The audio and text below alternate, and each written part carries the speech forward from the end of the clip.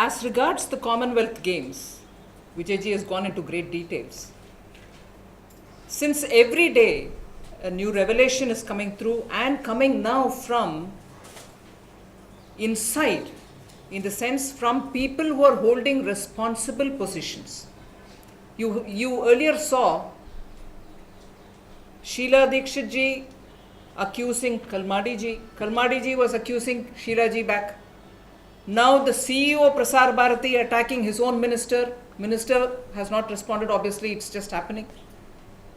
Keeping all this in mind and keeping the fact that Vijayji referred to, that if there is a joint parliamentary committee going into this whole matter, there will be possibility of getting all the facts, which some of which will be taken by the enforcement directorate, some of which will go under the income tax.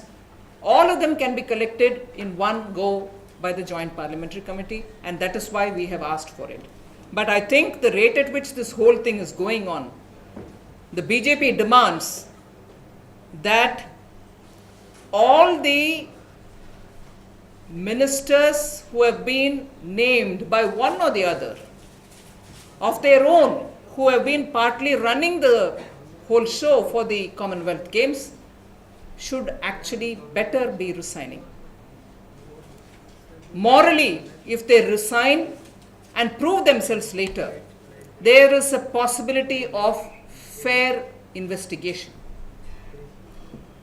As long as they continue in the helm of affairs in their respective ministry with the kind of allegations which are coming out by people who are in responsible position, we don't think a fair trial, fair investigation will be possible.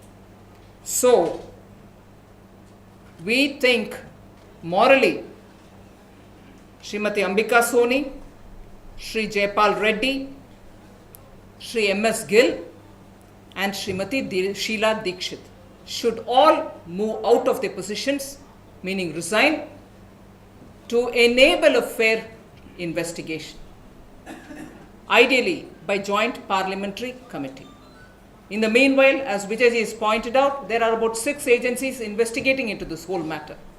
But with the allegations, one against the other, coming through with by their own people who are in responsible positions, we don't think it's any longer tenable for these ministers to continue in their positions.